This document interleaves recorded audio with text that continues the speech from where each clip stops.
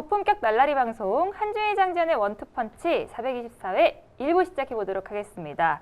자, 이제 곧 또 프리미어리그 라리가 시즌이 또 다시 돌아왔습니다. 네, 너무 빨리 돌아오네요. 그러니까요. 네. 뭔가 이번에는 좀 굉장히 짧았다라는 생각이 드는 게 뭐 쉬는 시간이 별로 없었던 것 같아요. 하지만 또 네. 가운데에는 또 변화가 있었잖아요. 심지어 이제 챔피언스리그 결승 끝난 것이 뭐 엊그제 같은데 심지어 또 유럽 축구는 그 사이에 UEFA 네이션스 리그를 또 네. 국가대표 경기를 했어요. 이제 그러다 보니까는 정말 뭐 쉬는 시간 없이 다시 시즌이 시작되는 것 같은데 게다가 이제 올 시즌은 여러분들께서도 아시겠지만 10월 5일까지가 이적 기간이에요. 맞아요. 예, 그래서 어떤 의미에서는 다른 시즌은 그래도 어느 정도 정비가 되고 정말 한 8월 중하순 이쯤 가서 프리뷰하는 적들이 많은데 지금은 그때와는 완전 다른 어떤 의미에서는 약식 프리뷰가 될 가능성이 높습니다. 맞아요. 네, 오늘 주제가 사실 프리미어리그 라리가 빅6 이적 동향 및 전망에 대해서 얘기해보는 시간인데 라리가 6팀 그리고 프리미어리그 6팀을 저희가 준비를 했거든요. 한유님 말씀대로 뭔가 시즌이 끝날 때쯤부터 시작해서 시작할 때까지 뭔가 이적 시장이 계속 이루어지고 있는 느낌이에요. 한현님 말씀대로 10월 5일까지 이제 아직 이적 시장이 진행 중인데 네. 각 팀 지금 취약 포지션을 영입하려는 의지들이 강하고 특히 프리미어리그 첼시 같은 경우는 상당히 많은 영입을 했죠. 그런 와중에 변화가 큰 팀, 또 리버풀처럼 변화가 많지 않은 팀, 네. 그런 식으로 또 빅6 팀들 중에서도 프리미어리그는 갈려 있습니다. 그렇습니다. 지금 어떻게 본다면 이적 시장은 아직까지 ING 상황이거든요. 그렇기 때문에 저희는 지금 이 상황에서 한번 각 팀들을 분석해보는 시간을 갖도록 하겠습니다. 그런데 저 아스날은 빅6에 넣어주는 거죠? 당연하죠. 빅6죠. 아니, 우리가 흔히 얘기하는 빅6. 6팀씩 한다고 하니까 그러면은 지난 시즌 대비 1위에서 6위까지 하는 게 어떻게 보면 더 합리적일 것처럼 느껴질 수도 있는데 그럼에도 저희는 약간 순위를 좀 벗어나서 저 같은 경우는 이제 발렌시아가 있어요. 네. 발렌시아는 아무래도 이강인 선수가 있고 또 우리 팬들께서 관심이 많은 팀 중에 하나이기 때문에 발렌시아가 있는데 그래서 제가 EPL도 한번 확인해 본 거예요. 아스날이 있느냐. FA컵 우승팀이니까 자격 있죠. 아, 그럼요. 네, 커뮤니티 쉴드도 우승하고. 저희 원투펀치에서는 절대 첼시와 아스널이 빠질 수가 없는 상황이기 아니 때문에 첼시는 뭐 당연히 뭐 이적 시장 킹인데 뭐. 그렇죠. 그렇기 때문에 여러분들 두 팀은 확실하게 들어간다는 것을 알려드리면서 시작해보도록 하겠습니다. 자, 프리미어리그와 라리가를 준비해 주셨는데 장현님이 프리미어리그 그리고 한현님이 라리가거든요. 한 팀씩 한번 여쭤보도록 할게요. 먼저 프리미어리그.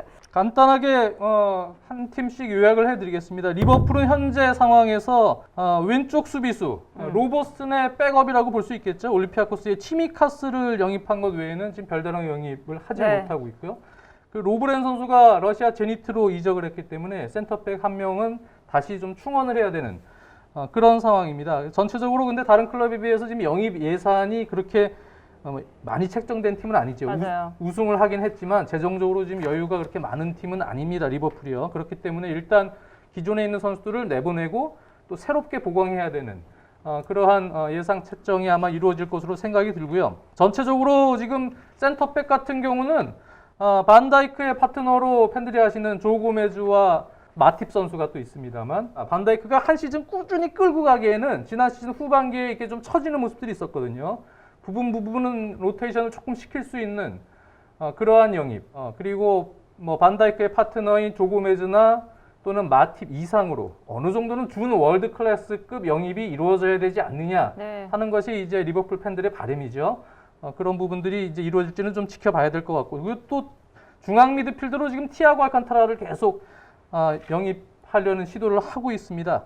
아무래도 허리 라인이 지금 전체적으로 공격 자체가 풀백에 좀 의존하는 측면에 의존하는 비율이 다른 팀보다는 상당히 높은 상황이고 그런 부분들이 지금 상대 팀들에게 많이 노출이 되어 있기 때문에 조금 더 중앙에서 좀 풀어줄 수 있는 그러한 역량을 가진 또 공격진에게 중앙에서도 좀 창의적인 루트를 만들어줄 수 있는 그러한 영입을 위해서 티아고 알칸타라가 적격이다. 그리고 지금 티아고 알칸타라를 영입하기 위해서 계속 노력을 하고 있는 상황인데 그런 영입이 지금 잘 이루어지질 못할 경우에는 올 시즌 우승을 압도적으로 하긴 했지만 지난 시즌에 올 시즌을 앞두고 올 시즌 예상을 할 때는 이 리버풀이 정말 강력한 우승보다라고는 얘기할 수 없고 자칫하면은 3위권에서 경쟁할 수 있는 정도까지도 내려갈 확률이 존재하기 때문에 티아고 알칸타라는 꼭 잡아야 된다. 어쨌든 클럽 감독이 첼시와 맨시티 같이 우리는 그렇게 대대적인 영입을 할 수는 없다. 우리는 훈련을 통해서 좀 만들어가겠다는 얘기를 했는데 또 영입 얘기도 나오는 거를 보니까 좀 이후의 행보를 또 지켜봐야 될 것 같고요. 자, 라리가로 넘어가 보도록 하겠습니다. 라리가 첫 번째 팀 어떤 팀을 말씀해 주시겠어요? 네, 우승팀으로 해야죠. 레알 마드리드. 레알 마드리드는 마틴 웨데고르 선수가 이제 임대 갔다가 돌아왔고요. 여기에 이제 오드리오 솔라 선수, 레길론 선수까지도 돌아왔는데 이 가운데에서 레길론 선수 같은 경우는 뭐 지금 맨체스터 유나이티드라든가 토트넘과 또 강하게 연결이 되고 있고 레길론 선수는 아무래도 레알 마드리드가 계속 보유하지는 못할 것 같아요. 그래서 임대로 돌아왔던 선수들 가운데서는 역시 가장 주목할 선수는 마틴 웨데고르라는 네. 생각이 들고요. 그리고 팀을 현재 떠난 선수들은 하메스 로드리게스 선수, 아시라프 하키미 선수, 쿠보 다케우사 선수, 브라임 디아스 선수가 일단 팀을 떠났습니다. 그리고 뭐 계속 우리 언론에도 보도가 나오지만 베일 선수를 어떻게든 좀 괜찮은 조건으로 조금 보내고 싶어 하는 것이 지금 레알 마드리드의 입장인데 어찌됐건 그렇게 본다면은 말씀드렸던 웨데고르 선수 정도를 제외하면 레알 마드리드도 현재까지는 그렇게 뭐 큰 어떤 변화라든가 영입이라든가 이제 그런 게 있는 상황은 아니에요. 그런데 어찌됐건 레알 마드리드는 그래도 바르셀로나보다는 이미 지난 시즌에 세대 교체가 조금 더 잘 되고 있음을 일단은 증명을 했잖아요. 그런데 여기서 이제 한 단계 조금 더 올라서야 될 선수들이 분명히 존재하긴 하죠. 예를 들어 호드리구 선수라든가 비니지우스 선수라든가 이런 선수들은 분명히 이제 부분 자신들의 기량을 보여준 건 사실이지만 레알 마드리드를 정말 레알답게 만들기 위해서는 이 선수들이 아무래도 조금 더 올라설 필요가 있겠고 발베르데 같은 선수는 지난 시즌 한 전반기, 후반기 좀 넘어올 때까지도 굉장히 아주 1등 공신 중에 한 명이었는데 나중에 코로나 사태 재개 이후에는 네. 발베르데 선수가 약간 이제 롤도 조금 바뀌면서 다소간 좀 영향력이 좀 줄었어요. 그래서 비니시우스라든가 호드리구라든가 발베르데 이런 선수들이 이제 얼마나 더 뻗어나갈 수 있느냐가 레알의 관건 중에 하나고 그리고 이제 또 레알의 정말 중요한 거 하나 에덴 아자르 선수가 아자르가 되느냐 해저드가 되느냐 네. 그 저 팬 여러분들의 우스갯소리 중에 요새 뭉치세요? 아니요 아자르가 잘하면은 이제 아자르인데 못할 때는 해저드다. 네. 심지어 거기 팬들의 흐름을 따라가는 네. 아재인 거죠. 바이오 해저드다 뭐 이런 말씀하시는 분도 계시고 그런데 어쨌든 아자르 선수가 해저드 상황을 빨리 벗어날 필요가 있겠죠. 한두 푼으로 영입한 선수가 네. 아니잖아요. 레알 마드리드가 물론 호날두 선수와는 스타일이 다르지만 어떤 의미에서는 그래도 스타일이 다른 에이스로서 또 호날두 선수 보낸 부분을 또 메우기 위해서 사실은 데려온 선수가 아자르 선수라고 볼 수가 있겠는데 아자르 선수가 지난 시즌 같은 모습이라면 레알 마드리드의 전체적인 어떤 클럽의 플랜에는 또 상당한 지장이 올 수밖에 없는 게 지금 사실이거든요. 그리고 한 가지만 더 추가하자면은 지난 시즌은 리그 우승의 원동력이 수비력 아니었습니까?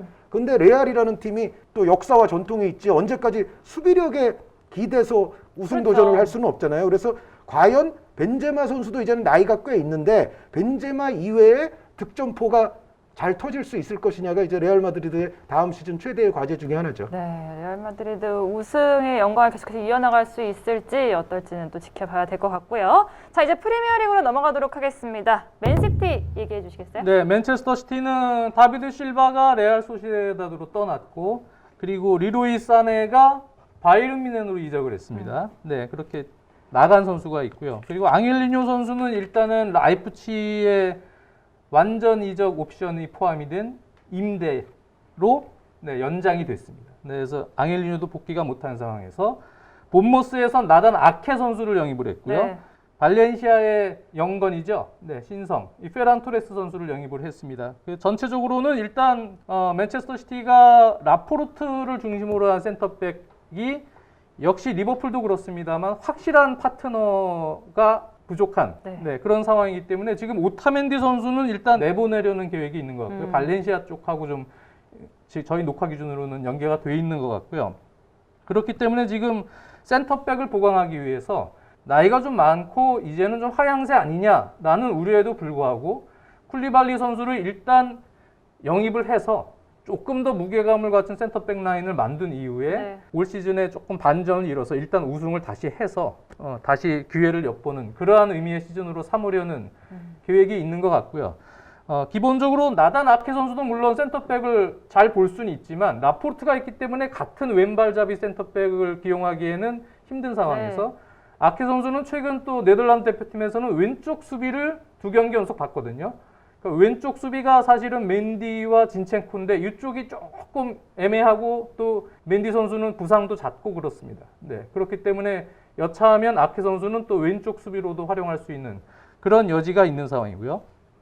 그리고 전체적으로 그 다음에 페란 토레스에 대한 구상은 아마도 페란 토레스 선수가 3톱의 윙포워드 측면에 있는 윙어로 많이 뛰었었기 때문에 윙어 역할이 뭐 1순위가 되겠습니다만 잠재적으로는 세컨 스트라이커를 본 적도 있지 않습니까? 발렌시아에서. 그러니까 이제 약간 공격형 미드필더나 또는 공격에 가담하는 그런 중앙과 측면을 오가는 형태의 움직임으로서 활용할 가능성도 있습니다. 그래서 페란 토레스는 맨체스터 시티에서 펩 감독이 어떤 식으로 키울지는 올 시즌 뚜껑을 열고 조금 점진적 과정을 지켜봐야 될 것 같습니다. 네, 알겠습니다. 맨시티가 이 선수들과 함께 또 다시 우승을 노려볼 수 있을지 한번 기대를 해보도록 하겠고요. 자, 이제 라리가로 가보도록 하겠습니다. 네, 바르셀로나는 뭐 메시 선수 문제로 인해서 최근까지 전 세계에서 가장 많이 뉴스에 언급된 클럽이 요즘은 바르셀로나 아니었나 싶거든요. 그래서 뭐 많은 팬 여러분들께서 다 상황을 알고 계실 텐데 어찌됐건 올 시즌에 첫 번째 이제 바르셀로나의 과제는 로날드 쿠만 감독이 과연 이 굉장히 어려운 와중으로 빠져든 팀을 다시 좋게 만들 수가 있느냐. 쿠만 감독의 어쩌면 일생일대의 지금 숙제가 주어졌다고 해도 과언이 아니고, 다만 이제 제가 지난 시간에도 이제 쿠만 감독에 대해서 약간 불안감을 말씀드린 것은, 쿠만 감독이 기본적으로 특히 이제 라리가 발렌시아를 맡았을 때 어떻게 보면 그때와 지금 상황이 약간 좀 유사성이 있어요. 그러니까 팀 내의 문제가 굉장히 좀 심각했던 상황에서 어떻게 보면 감독이 성적을 좋게 만들기보다는 철퇴용 감독으로 들어섰던 적이 있으면서 결국은 또 발렌시아 팬들에게 아직까지도 원망을 듣고 있는 감독이 쿠만 감독이거든요. 그런데 지금의 이제 바르셀로나의 상황도 쿠만 감독이 뭐 모든 참여하는 대회에 이제 우승에 도전할 수 있는 팀을 만들어야 되잖아요. 근데 로날드 쿠만 감독이 그걸 일단 해내야 되고, 그리고 최근에 많은 또 뉴스가 나오고 있습니다만 메시 선수가 결국 이제 눌러앉게 되기는 했어요. 그런데 메시 선수의 어떤 여태까지의 캐릭터로 미루어 보면 일단 자기가 눌러앉기로 한 이상은 바르셀로나를 위해서 열심히 뛸 것 같기는 해요. 뛸 것 같기는 한데, 그럼에도 여전히 바르토메우 회장과 메시 선수 간의 관계는 계속 이제 냉전으로 가기는 갈 거라고 저는 생각이 되거든요. 그런데 다만 메시 선수가 그런 회장과의 문제를 털고 그라운드 안에서는 쿠만 감독의 지시를 잘 이행하면서 어떤 자신의 어떤 마지막 또 열정을 바르셀로나에서 불태워 주는 게 중요한데, 쿠만 감독의 중요한 역할 중에 하나가 메시 선수로 하여금 그렇게 뛸 수 있게끔 또 해줘야 되거든요. 이제 그런 문제가 과연 이제 어떻게 되느냐. 그러니까 쿠만이 메시의 열정을 100% 끌어내서 올 시즌 활용할 수가 있느냐가 문제겠고, 그리고 이제 메시 선수가 지금 남은 상태에서 쿠티뉴 선수가 돌아왔죠. 여기에 지금 메시, 덴벨레, 쿠티뉴, 그리즈만 이런 선수들을 120% 정말 자신들의 기량이 나오게끔 같이 조화롭게 활용할 수가 있을 것인지가 또 굉장한 과제라고 보여지죠. 그러니까 메시 선수와 그리즈만 선수의 역할이 아무래도 약간 중첩성이 있고, 여기에 또 쿠티뉴 선수도 이제 어떻게 활용할지는 모르지만 역시 또 약간의 중첩성이 있는 선수들이 지금 몇 명이 있단 말이죠. 이거를 이제 쿠만 감독이 어떻게 잘 풀어갈 수가 있을 것이냐가 또 중요하고, 여기에 이제 중앙 미드필드 같은 경우에는 아르투르 선수와 라키티치 선수가 나가고 지금 피아니치 선수가 왔잖아요. 그런데 피아니치 선수를 아르투르 선수와 거의 바꾸다시피 했는데, 나이로 봐도 사실은 아르투르 선수가 훨씬 젊은데 이제 그렇지 않아도 좀 노장이 많은 바르셀로나에 피아니치 선수를 데려왔는데 입증해야 된다는 거죠. 그렇게 보자면은 피아니치 선수를 또 제대로 활용 못하면 그거는 더 큰일 나는 거거든요. 그런데 쿠만 감독이 그것도 해줘야 돼요. 그러니까 피아니치 선수를 데려온 거를 어느 정도는 정당화할 수 있는 그런 몫을 피아니치 선수가 해낼 수 있도록 또 감독이 자리를 깔아줘야 되고, 그런데 또 문제는 뭐냐면 그 외에도 이제 부스케스 선수는 또 어떻게 되면 대용 선수와 지난 시즌 또 후반기에 나와서 또 좋은 활약을 펼쳐준 리키 푸치라는 또 젊은 선수 있잖아요. 이런 미드필더들을 또 어떻게 조합시킬 것인지가 쿠만 감독의 또 골치 아픈 숙제예요. 그러니까 지금 제가 말씀드린 것만 해도 숙제가 정말 많은 팀에 지금 로날드 쿠만이 와 있다는 것. 그리고 이제 바르셀로나의 어떤 이적 상황은 아직 뭐 확정되지는 않았지만은 저희 녹화 기준으로 루이스 수아레스 선수라든가 아르투로 비달 선수도 아무래도 현재로서는 이탈 가능성이 조금 높아 보이긴 하거든요. 그래서 이 선수들이 나갔을 적에 또 그에 상응하는 약간의 또 영입은 있어야 되잖아요. 네. 그런데 지금까지 얘기 나온 걸로는 바이날둠 선수라든가 데파이 선수라든가 이제 이런 선수들의 영입설이 나오고 있는데 이런 선수들이 또 영입이 된다면 예를 들어 바이날둠이 영입이 되면 아까 말씀드렸던 대로 부스케스, 피아니치, 데용, 리키푸치 혹은 또 쿠티뉴 선수도 중앙 미들에 들어올 수 있으니까 여기에 바이날둠까지 있다면 또 이거는 어떻게 조합을 시켜야 되며 아까 말씀드렸던 공격 자원들 메시, 그리스만, 덴벨레 여기다가 이제 데파이 선수가 만약에 온다면 그런데 또 안수파티 선수도 또 활용을 해야 되잖아요. 이 선수들은 그럼 또 어떻게 조합을 시켜야 되는지. 그러니까 사실 바르셀로나는 예전만은 못해도 지금 상황으로라도 사실 member의 액면가만 보면은 바르셀로나가 그렇죠. 화려하지 않은 팀은 아니에요. 그런데 이 여러 가지의 구슬을 과연 쿠만 감독이 어떻게 잘 꿰을 수가 있겠느냐. 이것이 지금 현재로서는 최대의 과제죠. 네, 굉장한 숙제를 가지고 있는 쿠만 감독이네요. 자, 이제 프리미어리그로 다시 넘어가 보도록 하겠습니다. 맨유 가볼까요? 첼시를 먼저 들어가겠습니다. 영입의 네. 큰 손이라고 불리신다고. 근데 사실 엄밀히 얘기하면은 네. 첼시가 이적료 예산을 어느 정도 축적을 해놨었기 때문에 그렇게까지 많은 지출을 한 거는 아닙니다. 그게 아까 저 해저드 선수 때문에 그런데 아자르 선수 때문에 그런데 사실은 바르셀로나 같은 팀이 이 첼시를 좀 본받을 필요가 있어요. 네. 뭐냐면 리빌딩은 첼시처럼 맞아요. 그 해저드 선수 한 명을 보내고 지금 첼시가 사실 그 돈을 활용해서 좋은 선수들을 여러 명을 지금 얻은 셈이거든요. 사실은 어쨌든 제가 봤을 때는 첼시는 상당히 어떤 비즈니스는 잘한 거다. 네, 첼시는 그 전까지는 숨을 죽이고 있었거든요. 이제 막 발휘하기 시작을 한 거죠. 그렇죠. 뭐 이적 자금을 쓰고 싶어도 못 썼었으니까. 네, 징계 때문에. 그런 상황에서 지금 아스날로 윌리안 선수가 갔고 로마로 페드로 선수가 나갔습니다. 그리고 이제 새로 영입한 선수들이 있는데 일단은 첼시가 말씀해 드렸던 대로 아자르 선수 이적시키면서 8,800만 파운드를 축적을 해놨었고요.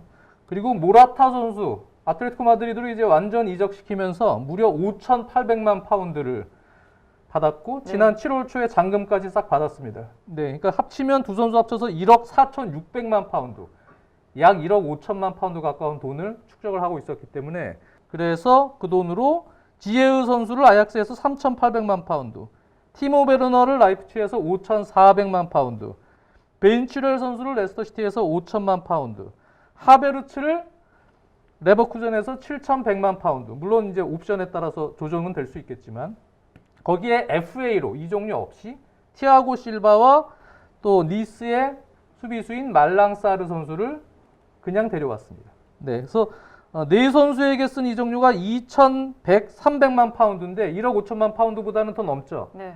근데 이제 그거를 또 임대생들이 있습니다. 빅터 모지스, 인터밀란에 있는 빅터 모지스나 뭐 아스톤 빌라에 있는 드링크워터나 이런 임대생들 중에 완전 이적시킬 수 있는 선수들이 있거든요. 그 선수들의 기존의 이적금, 또 일부 선수들 정리를 해야 되는 상황에서 거기서의 또 이적료 이렇게 충당을 하면 그러면 나머지 한 6천 몇백만 파운드 정도 되죠? 네네. 그거를 또 충당할 수 있다. 네, 그러니까 엄밀히 얘기하면은 사실 그동안 모아놨던 돈을 다시 쓰고 거의 똔똔보다는 조금 더 주는 선에서 조금 더 투자하는 선에서 이적 시장을 마무리하지 않을까 생각이 듭니다. 그래서 현재 들어온 선수들 뭐 팬들이 잘 아시다시피 왼발잡이들이 많이 들어왔어요. 지에흐, 벤치렐, 뭐 하베르츠, 또 말랑사르 이런 왼발잡이들이 많이 들어왔고요. 그리고 지금 2선 이상의 라인에 가용될 수 있는 선수들이 뭐 플리식, 오도이, 베르너, 지루, 타미 브라함, 지에흐, 뭐 마운트 이런 선수까지 지금 상당히 숫자가 많이 확보된 상황이기 때문에 그 중에 또 마운트나 하베르츠 같은 선수는 3미들로 활용이 되거나 아래로 내려올 수도 있거든요. 그렇기 때문에 전술적 옵션이 일단 상당히 다양해졌다. 그렇죠. 네, 그렇기 때문에 기본적으로는 지금 첼시는 여러 가지 운영을 할 수 있는 폭넓은 그런 선수단의 어떤 깊이, 스쿼드의 깊이가 매우 강화됐기 때문에 올 시즌은 정말 해볼 만하지 않을까 그런 생각이 들고 초반에 이제 어떠한 전형과 전술 운영과 베스트 라인업이 가장 이상적인지를 찾는데 좀 시간이 걸릴 것이다 이렇게 생각하고 있습니다. 네, 다음 라리가 아틀레티코 마드리드 얘기해 볼까요? 네, 아틀레티코 마드리드의 올 시즌의 관건은 저는 크게는 두 가지라고 보는데요. 하나가 이제 고딘, 필리페 루이스, 후안 프란 등이 사라지면서 공수 양면에서 정말 큰 몫을 하던 수비수들이 이제 없어진 셈이거든요. 아틀레티코를 그것도 아주 오랜 기간 떠받쳐온 주축 선수들이 이제는 사라졌는데, 그러고 나서 이제 아틀레티코에 생긴 현상이 뭐 쉽게 얘기하면 공격도 덜 되고 수비도 덜 되는 그런 현상이 돼버렸어요. 왜냐하면 양 사이드 풀백들의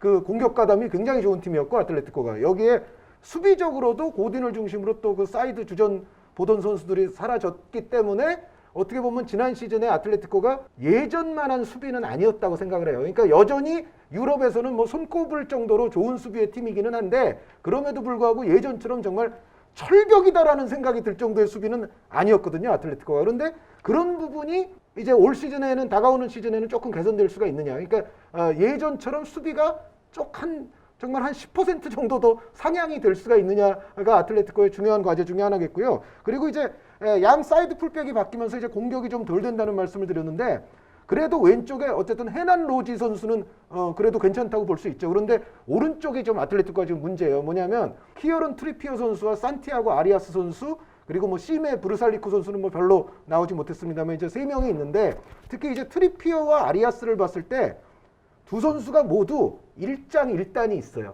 그러니까 사실 두 선수의 장점을 조금 결합한 유형의 라이트백이 있으면 좋겠는데 그렇지가 못하고, 요 선수를 넣으면은 좀 이런 부분이 좀 아쉽고, 저 선수를 넣으면은 또 저런 부분이 좀 아쉽고, 이제 그런 약점이 또 공격적으로도 약간 그런 문제가 발생하거든요. 그래서 그런 부분은 또 얼마나 향상이 될 수 있을지. 그리고 지금 토마스 파티 선수가 아스날과 계속 강력하게 연결이 되고 있고, 그건 뭐 지금도 계속입니다. 그런데 결국은 이제 이적료가 맞아야 되거든요. 그런데 요게 만약에 안 되면 파티 선수는 지금 봤을 때는 남을 확률도 한 50, 한 2% 정도는 되는 것 같거든요. 그래서 파티 선수의 문제가 또 어떻게 해결이 되느냐. 만약에 아틀레티코는 파티가 프리미어리그로 떠날 경우에는 에스파뇰의 마르크 로카라는 또 상당히 다재다능한 중앙 미드필더를 영입하려고 지금 계획은 세워두고 있어요. 그런데 그거는 파티가 아마 떠날 경우에 그게 이루어질 거고요. 그리고 지금 아틀레티코는 만약에 적절한 오퍼가 있으면 내보내는 게 가능한 선수들 목록이 있습니다. 누구냐 하면은 디에고 코스타 선수, 그리고 이 선수는 정말 내보내고 싶을 텐데 토마 르마 선수, 마리오 에르모소 선수도 약간 기대치 미달이기 때문에 적절한 오퍼가 있으면 보낼 수도 있을 것 같고, 아까 말씀드렸던 대로 트리피어, 아리아스, 브루살리코 이 오른쪽 자원이 많기 때문에 역시 적절한 오퍼가 있으면 이 가운데 한 명 정도는 나갈 수 있다라고 생각이 듭니다. 그리고 마지막으로 이제 아틀레티코에 관해서 드리고 싶은 말씀은 이겁니다. 조앙 펠릭스 선수가 지난 시즌은 이제 본인의 부상도 있었지만 아틀레티코라는 팀의 스타일상 펠릭스 선수의 장점을 충분히 발현시켜주질 못했어요. 펠릭스 선수는 분명히 아틀레티코의 공격을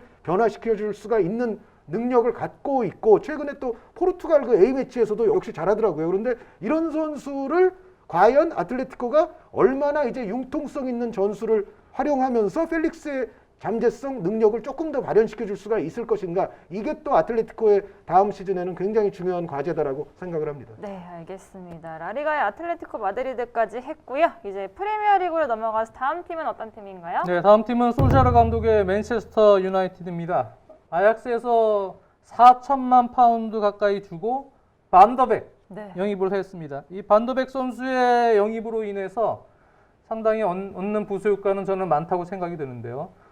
기존의 브루노 페르난데스와 함께 반더백은 상당히 많이 움직여주는, 공이 없을 때도 많이 움직여주고 공간을 위해서, 또 전체적으로 온더볼 상황에서도 기량이 많이 발전되고 있는 그런 박스-투-박스 미드필더라고 생각을 하시면 되는데, 브루노 페르난데스도 상당히 움직임이 좋고, 그러니까 이거는 이제 두 가지 옵션입니다. 브루노 페르난데스가 지난 코로나 재개 이후에 보면은 체력적으로 약간 힘들어하면서 처음에 메뉴 입단했을 때보다는 폼이 약간 저하되는 그러한 모습도 봤거든요. 그러니까 브루노 페르난데스의 체력도 어느 정도는 세이브해 줄 수 있는 요원임과 동시에 두 선수가 이제 같이 공존을 할 때가 더 많을 텐데 훨씬. 그럴 때는 이제 뒤에는 프레드나 또 마티치, 뭐 맥토미니 이런 선수가 센터백을 보좌하는 그런 역할을 한다면, 아무래도 이 특히 반더백이나 브루노 페르난데스 모두 이제 오른쪽으로 또 돌아뛰는, 중앙과 오른쪽을 넘나드는 그러한 공격 가세시의 역할을 수행하기 때문에 맨체스터 유나이티드가 지금 반더백에다가 산초의 딜에 계속 집중하고 있거든요. 산초 딜까지 들어오면은 이건 궁합이 완성이 된다. 그거는 이제 산초 선수는 기본적으로 본인의 온도볼 상황에서 1대1의 능력도 가지고는 있지만 동료가 협력을 해줄 때, 반데빅이나 브루노 같은 선수가 협력을 해줄 때 시너지 효과를 상당히 많이 낼 수 있는 팀 플레이어입니다.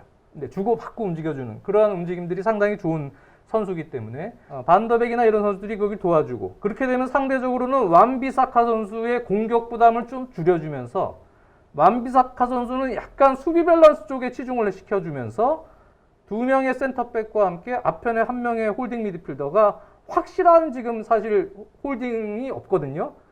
그런 상황에서 그 홀딩 역할의 어떤 미진함도 숫자로 보완해 줄 수 있고요. 그러기 위해서는 또 왼쪽에는 윙포드 자체가 레시포드 같은 성향이 중앙지향적이기 때문에 네. 왼쪽은 또 완비사카와 달리 공격적인 성향, 오버랩을 할 수 있는 풀백을 지금 찾고 있습니다. 그래서 한 의원님 말씀드렸대로 세비야에서 좋은 하라 그랬던 레알 마드리드의 레길론 이런 선수도 지금 영입을 하려는 이유가 산초 딜까지 되면은 레길론 딜까지 같이 포함을 시켜서 전체적인 밸런스가 상당히 잘 이루어지는 그런 형태로 운영을 할 수 있겠죠. 네, 그렇게 되면 맨체스터 유나이티드가 상당히 좋은 영입이 될 텐데 아직 산초 또 왼쪽에 공격적인 풀백 이 두 영입은 해결이 안 되고 있기 때문에 네. 그것까지 되기를 맨유 팬들이 아마 지금 바라고 있을 겁니다. 진짜 많이 기다리더라고요. 어떻게 될지는 근데 끝까지. 산초딜은 결코 싼 값에는 안 되죠. 계속 아마 라임이셨어요? 네. 산초딜은 싼 값은 안 싼 돼요. 값은 얘기가 나왔을 때 저희 원투펀치에서 도르트문트가 이제 not for sale, 네, 안 판다 네. 이렇게 얘기를 뭐 했다고는 했지만 저희 원투펀치에서는 그래도 모른다. 10월 초까지 계속 가격 흥정을 하다가 결국은 넘어갈 확률이 꽤 있다. 그렇게 말씀을 드렸죠. 그래서 지금 아마 그 시기일 겁니다. 네, 아직 계속. 네. 한 달이 남았으니까 뭐 그렇습니다. 어떻게 될지는 전혀 예측할 수 없습니다. 한번 맨유 팬들 기다려 보세요. 자, 이제 라리가로 넘어가 보도록 하겠습니다. 네, 라리가의 4번 타자는 당연히 세비야죠. 세비야 다시 한번 축하드립니다. 유로파 리그 유에파컵 우승 6회.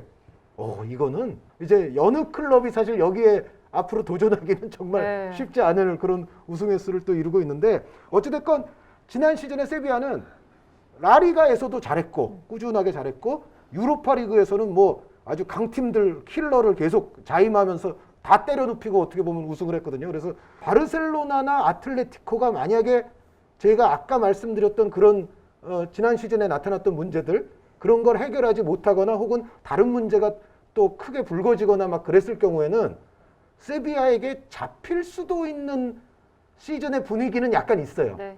그런데 실제로 세비야가 그걸 할 수 있을지는 이제 뚜껑을 실제로 열어봐야 알겠지만 세비야는 사실 라리가에서 잘해도 4위였잖아요. 계속.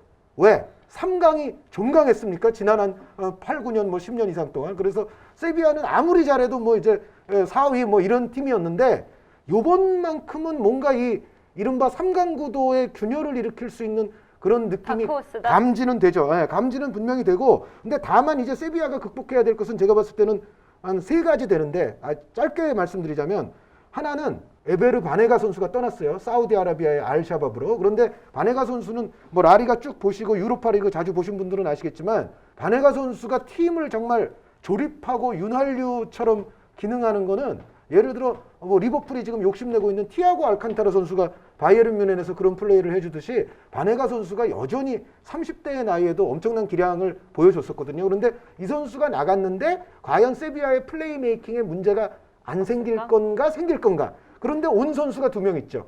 이반 라키티치 과거의 영웅이 돌아왔고요. 그리고 또 한 선수는 제가 가끔 이제 원투펀치에서도 칭찬을 했는데 레가네스의 데이빗 베컴 같은 활약을 했던 오스카 로드리게스 선수가 이번에 스페인 국가대표로도 데뷔를 했습니다만 오스카 로드리게스 선수를 레가네스 임대 보냈던 레알이 이번에는 세비야에 보내서 지금 세비야 선수가 됐거든요. 그래서 라키티치와 오스카 로드리게스 둘로서 바네가의 공백을 잘 메꿀 수가 있는지 요게 이제 한 가지 관건이고요. 또 하나는 세르히오 레길론 선수를 사실은 세비야도 계속 보유하려고 노력을 많이 했는데 아무래도 더 돈 많은 아마 프리미어리그 클럽들과의 경쟁에서는 좀 뒤질 것 같아요. 그래서 결국은 레길론 선수가 지난 시즌 공격적으로 꽤 큰 역할을 했기 때문에 레길론 선수를 이제 못 갖게 될 것 같은데 그러면은 이제 지난 시즌과 비교했을 때 레프트백의 역할이 어떻게 되느냐. 물론 에스쿠데로 같은 기존 선수도 있기는 합니다만 지금 레길론과 지금 에스쿠데로의 실력 차는 저는 약간 갭이 있다고 보거든요. 이제 이런 걸 어떻게 극복하느냐. 그리고 마지막으로는 역시 지난 시즌에 오캄포스 선수는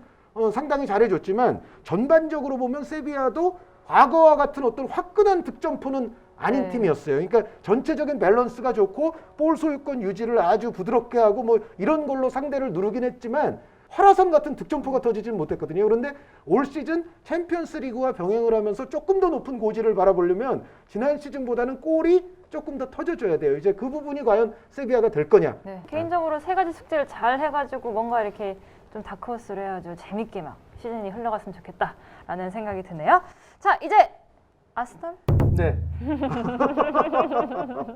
아스날은 역시 수비 보강이 우선 과제였기 네. 때문에 수비 보강을 지금 상당히 서둘렀습니다. 그래서 릴의 왼발잡이 센터백인 가브리에우 마갈량이스 선수를 영입을 했고요. 그리고 생테티엔에서 이제 살리바 선수가 합류를 했습니다. 젊은 선수 보강 여러 가지 이제 두 선수의 역할이 상당히 커졌죠. 그런 상황에서 세바요스 선수를 어떻게 이제 연장을 계속 해서 드리고 있을 것이냐 중요했는데 1년 임대 연장이 됐어요. 그래서 세바요스 선수를 다시 1년간 쓸 수 있게 됐고요. 그 공격진에는 윌리안 선수를 또 영입을 했습니다. 그래서 전체적으로는 보강을 잘 했는데 문제는 역시 시즌 초반에 부상자들이 워낙 많아요. 수비 라인에. 네, 그래서 지금 빡빡한 일정을 이 마갈량이스와 살리바 선수가 투입되는 경기들이 많아질 겁니다. 그 허리 라인에는 역시 지금 토마스 파티 선수를 영입하기 위해서 노력을 많이 하고 있습니다. 그래서 파티 선수도 가나 대표 출신인데 과거 프리미어리그에서 활약한 마이클 애시앙처럼 강한 에너지를 좀 이 아스날 허리에 심어줘야 된다. 그리고 이제 아우아르 선수, 리옹의 아우아르 선수도 지금 계속 영입 시도를 하고 있는 것으로 생각이 듭니다. 그거는 역시 기존의 이제 공격진이 뭐 오바메양의 또 지금 부상 중이지만 뭐 젊은 마르티넬리 같은 선수도 있고 또 윌리안 선수가 들어왔고 페페가 있고 뭐 이런 유형인데 확실하게 좀 중앙 미드필더에서 오르락 내리락 하면서 볼 배급과 함께 창의적인 패스 또 본인의 어떤 순간적인 공격 가담 그러한 지원군이 조금 부족했거든요. 쉽게 얘기하면 예전에 그 아론 램지가 잘할 때 아스날에서 했던 역할 이런 부분이 사실은 아스날에게 필요했는데요. 아우아르 선수가 영입되면 그런 부분들을 많이 채워줄 수 있을 것 같아요. 그래서 전체적으로 이제 허리 라인의 이 두 선수 중에 적어도 한 명은 영입이 돼야 되지 않을까. 네, 그렇게 될 경우에는 수비 라인이 뭐 계속 최근에 보여줬던 3백 라인으로 갈지 4백 운영이 될지는 모르겠습니다만 그래도 수비 라인의 안정감을 시간을 두고 젊은 선수들이 이 선수들이 이제 근데 사실 어떻게 결과를 내주냐가 중요하거든요. 아직 검증이 안 됐기 때문에 이 마갈량이스와 살리바 선수는 어리지만 가능성이 매우 좋은 선수입니다. 그래서 순발력, 순간적인 어떤 커팅 능력, 여러 가지 능력들을 다 가지고 있고 마갈량이스 선수도 왼발 발밑도 좋고 제공권도 있고 상당히 좋은 수비들입니다. 근데 이 선수들이 과연 초반에 자신감을 잃지 않고 계속 좋은 모습으로 수비에서 좀 공헌을 많이 할 수 있느냐. 그게 초반 분위기가 매우 중요해요. 맞아요. 거기서 무너지게 되면은 또 영입 문제 실패 아니냐. 또 이런 얘기가 나올 수가 있기 때문에 전체적으로 그 초반을 잘 넘긴다면 아스날은 순탄하게 다시 리빌딩 작업을 또 시작하는 한 해가 되지 않을까 그렇게 생각이 듭니다. 일단 지금까지의 영입은 매우 좋고요. 다만 이제 장 의원님이 아주 잘 설명해 주셨다시피 만약에 세바요스, 파티, 아우아르가 미드필드에 다 존재하게 되면 정말로 다재다능한 올라운더들의 미드필드가 될 수가 있습니다. 네. 세 선수가 모두 다양한 걸 할 수 있는 선수들이기 때문에 이제 아스날 팬들은 이제 두 선수가 다 오기를 바라고는 있을 거예요. 이게 근데 과연 두 팀을 다 만족시킬 수 있는 딜이 나올지는 그쵸. 약간은 관건이죠. 의문의 여지는 있어요. 이게 근데 약간 변수가 있는 부분이 지금 라리가에 있는 팀들은 네. 프리미어리그는 그래도 중계권료를 받아서 어느 정도 충족을 할 수 있는 그 자금들이 확보가 돼 있는데요. 라리가는 코로나 여파가 이번에 심했어요. 아, 진짜요. 그래가지고 재정적으로 상당히 지금 힘들어진 힘들어요. 상황이기 때문에 지금 영입을 많이 못 하잖아요. 네, 영입을 많이 라리가는. 못하고 선수를 팔아서 이 돈을 메꿔야 돼요. 네, 그렇기 때문에 지금 라리가와 프리미어리그는 오히려 코로나 때문에 조금 더 격차가 벌어진 상황에서 지금 이적 시장이 되고 있거든요. 맞아요. 빅팀들 같은 경우는 그런 부분이 사실 바르셀로나, 레알 마드리드 외에 그 밑에 있는 아틀레티코 마드리드도 마찬가지입니다. 뭐 비아레알, 세비야 이런 팀들 다 마찬가지 사정에서 결국은 자본의 힘에서 결국 어떤 줄다리기를 할지 그게 이제 좀 라리가 팀들이 좀 걱정이 되는 부분입니다. 네, 어떻게 보면 그 어느 때보다도 영리한 영입이 필요한 때이지 않을까 싶습니다. 네, 라리가의 5번째 팀.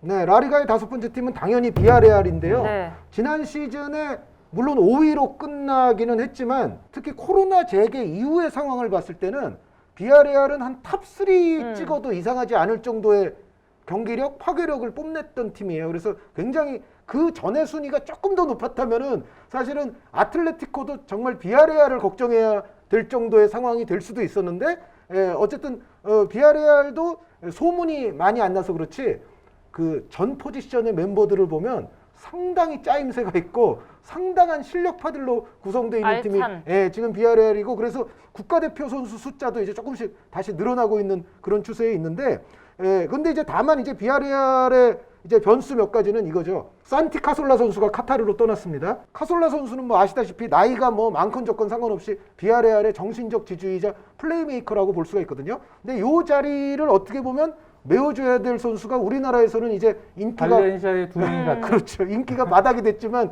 발렌시아 2명 중에서도 다니 파레오 선수가 카솔라 선수와 어느 정도 좀 얼추 비슷하게 해줄 수가 있느냐. 요게 이제 중요한 관건 중에 하나죠. 게다가 그 부상으로 정말 오랜 기간 신음하던 브루노 소리아노 선수는 은퇴를 또 했기 때문에 사실 중앙 미드필드 쪽에 결혼이 좀 확실히 난 상황에서 파레오 선수가 이제 도착을 했어요. 그런데 제가 냉정하게 라리가 경기할 때 비아레알 대 발렌시아가 이제 특히 또 더비 관계에서 붙잖아요. 네. 그러면은 이제 중원에 지금 카솔라 대 파레오의 대결이 될 텐데 아주 흥미롭습니다라고 이제 경기 시작할 때 얘기하잖아요. 근데 끝날 때는 항상 이렇게 얘기해요. 오늘도 카솔라가 한 수 위임을 보여줬군요. 그러니까 파레오와 카솔라가 대결하면 대부분 다 카솔라가 이겨요. 그러니까 파레오 선수가 카솔라만큼 하기 위해서는 엄청난 노력이 필요할 겁니다. 정말 자신의 어떤 마지막 열정을 이 비아레알에 아마 쏟아 부어야 될 거예요.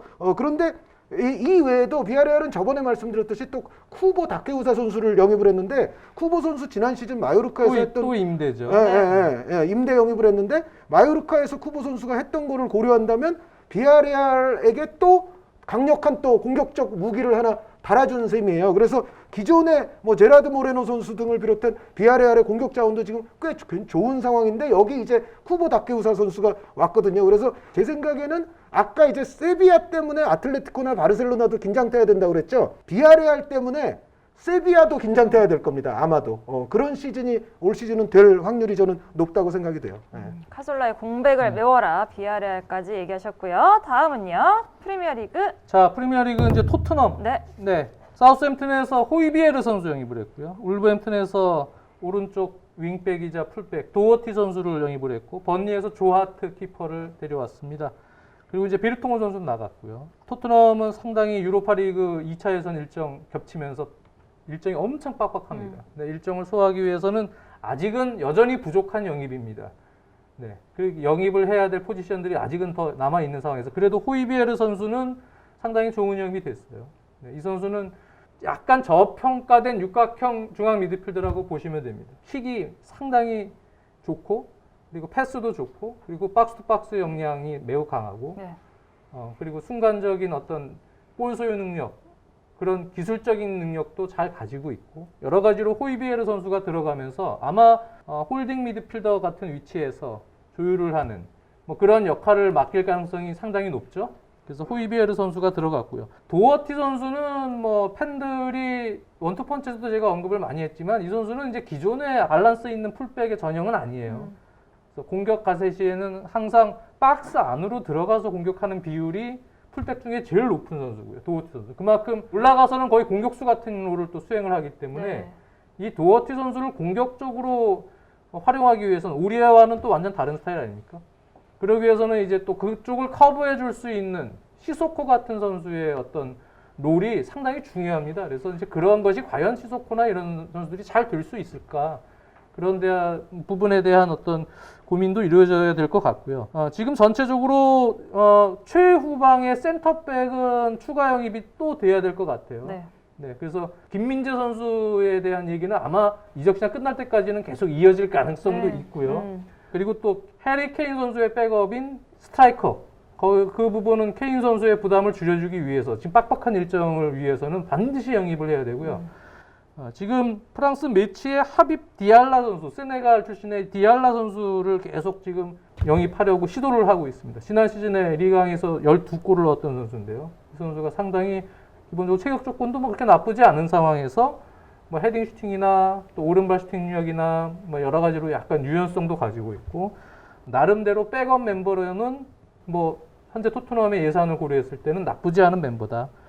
그렇게 생각이 듭니다. 네, 토트넘 팬들은 뭐 기다릴 소식들이 좀 있을 것 같네요. 자, 이제 한의원님. 네, 마지막으로 발렌시아인데요. 엄밀히 말하면 물론 역사적인 전통에서 보면 발렌시아가 뭐 빅식스에 당연히 드는 게 자연스럽죠. 우승 횟수도 역사적으로 많고. 근데 엄밀히 말하면 발렌시아는 빅식스권은 아닐 수 있는 시즌입니다. 그럴 확률이 높아요. 그럼에도 불구하고 이강인 선수가 있으니까 빅식스입니다. 갸우뚱하지만 네. 강인미 덕분에. 네, 그 일단 나간 선수가요. 그 라리가 팀들이 지금 재정적으로 힘들다 말씀을 해주셨는데 발렌시아가 지금 표면적으로는 가장 힘든 팀 가운데 하나라고 해도 과언이 아니에요. 일단 나간 선수가 다니 파레오, 프랭시스코 클랭, 페란 토레스, 로드리고 모레노, 그리고 부상 때문에 별로 뛰진 않았습니다만 크리스티아노 피치니 선수까지 이제 아탈란타에 또 임대로 보냈거든요. 로드리고는 리즈로 갔고. 네. 네. 그렇죠. 페라는 이제 맨시티로 네. 갔고. 그런데 이렇게 다섯이면은요, 이게 다 하나같이 주전급이고요. 피치니 선수도 부상만 아니었다면 많이 활용이 됐을 법한 선수니까. 그러면은 그에 걸맞는 영입이 있냐? 현재로서는 없습니다. 그리고 프리시즌 뛰는 거를 봐도 이제 어린 선수들을 많이 올려서 뛰고 뭐 그런 경기들도 있었고요. 전체적으로는 발렌시아는 지금 나간 선수들이 유럽 클럽 대항전이 올 시즌 없다는 거를 고려하다 하더라도 나간 선수들의 여파는 작지는 않을 것이다. 그럼 이 나간 선수들의 공백 여파를 그래도 최소화시켜줘야 되는 주인공이 누구냐? 그거는 우리나라 선수라서가 아니라 현지에서도 이강인 선수의 몫이 이제 커질 시즌이라고 지금 보고 있는 거죠. 워낙에 지금 중요한 자원들이 많이 나갔기 때문에 전체적으로 이 팀을 특히 공격에 있어서 이런 어떤 공백들을 좀 표를 안 나게 하려면 이강인 선수의 재능을 올 시즌에는 120% 정말 끌어내는 그런 하비 그라시아 감독의 역량이 필요한 시즌이고요. 그리고 정말 이강인 선수 이외에도 안 나간다는 전제하에 지금 이 선수들에게도 사실은 연결설이 없는 건 아니에요. 곤살로 게데스 선수, 콘도그비아 선수, 막시 고메스 선수, 이 선수들의 역할이 이강인 선수와 더불어서 무지하게 중요한 시즌이 됩니다. 그러니까 아까 나간 선수들을 고려할 때는 말씀드린 이강인 선수를 비롯한 몇 명의 선수들이 거의 지난 시즌 대비 2인분씩 해줘야 돼요. 그런 시즌이 지금 되고 있어요. 그런데 과연 발렌시아와 신인 감독인 하비 그라시아 감독이 이 난관을 헤쳐나갈 수가 있는 거냐. 알겠습니다. 이렇게 프리미어리그 라리가 빅식스 이적 동향 및 전망에 대해서 알아봤습니다. 자, 이제 승부예측으로 바로 들어가 보도록 할게요. 자, 423회 승부예측 결과. 이럴 수가. 이게 원래 이런 건가 봐요. 이거 한두 달 만에 저의 최악의 점수가 나올 것 같은데요. 이럴 때 쓰는 말이 참 각자 참 못하네요. 무슨 순위 맥인데면서 요즘에. 우리 한준희 의원님과 저를 왜 넣으세요? 왜 화내세요? 네. 아니 저는 그 다른 분들은 6경기 다 하고 저희는 어려운 경기만 엄선해서 이렇게 3경기 하는 경우도 하니까. 있지만 보통 때 한 경기 제일 어려운 경기만 픽해가지고 맞아요. 그러니까 유럽 축구랑 섞어서 할 때. 제일 어려운 제일 어려운 경기만 경기 한 경기만 섞어서 계속 하면 확률이 나올 수가 없어요. 저희는. 부참 변명입니다. 그쪽에다가 저희 명단을 넣지 마세요. 저희는 상황이 다르기 때문에. 오늘도 어려운 K리그 424회 승부예측 가겠습니다. 자, 상주 상무대 성남FC. 어렵다. 요즘 상주는 정말 행복해 보여요. 근데 성남이 요즘 만만치는 않아요. 네, 드디어 이겼죠. 성남이 강팀들과의 경기에서도 좋은 경기를 하면서 특히 나상호 선수가 들어오면서 상당히 공격도 파괴력이 올라갔거든요. 저는 요거는 무승부. 무승부? 네. 알겠습니다. 장 의원님요? 지금 전체적으로 성남이 분위기가 나쁘진 않습니다. 지난 전북 잡으면서 정경호 코치가 또 전술을 많이 잘 짜잖아요. 선수들이 어느 정도는 잘 적응을 하고 있는 것 같고 지금 젊은 선수들 뭐 유인수나 뭐 박태준이나 뭐 이런 선수들 지금 상당히 활동량 있고 자신감 있게 잘 뛰면서 팀에 아주 큰 기여를 하고 있기 때문에 지금 분위기가 좋습니다.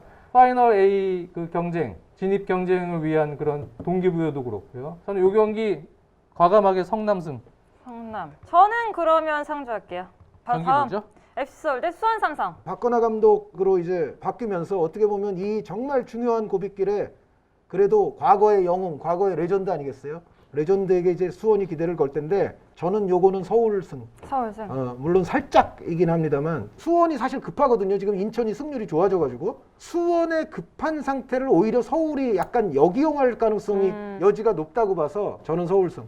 장 의원님은요? 이 경기쯤부터 잘하면 이제 기성용 선수가 선발로 들어갈 수도 있고 네. 또 오스마로도 이제 복귀를 했어요. 네, 부상자들이 돌아왔죠. 네. 그래서 지금 서울이 약간 탄력을 받을 가능성이 있지만 수원은 지금 물러설 곳이 없습니다. 빨리 강등권 지금 탈출하려면 선수들 정신무장이 대단할 것 같고 제 생각에 선발로 나와서 타가트 선수가 풀로 뛰기는 조금 힘든 상황을 고려해 보면 전체적으로는 뭐 김민우, 염기훈 뭐 이런 베테랑들이 투혼을 선수들하고 으쌰으쌰해서 일으켜서 막 한다고 해도 현재로서는 약간 한계성이 있지 않을까.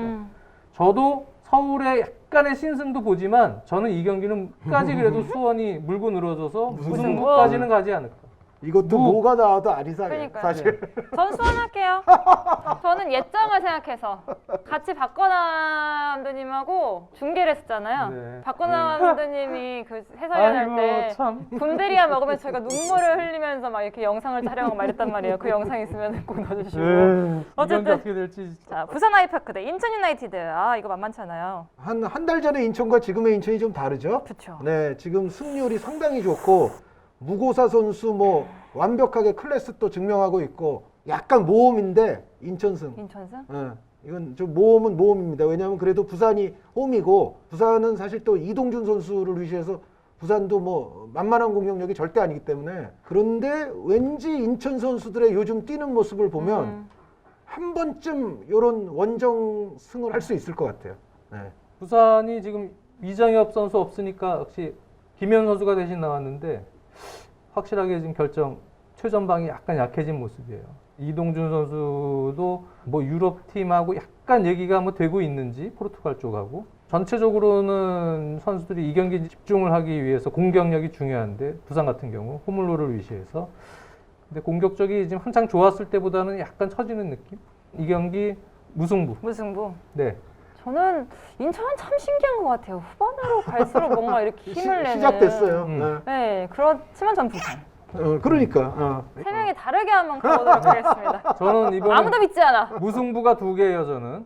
아무도 믿지 않아.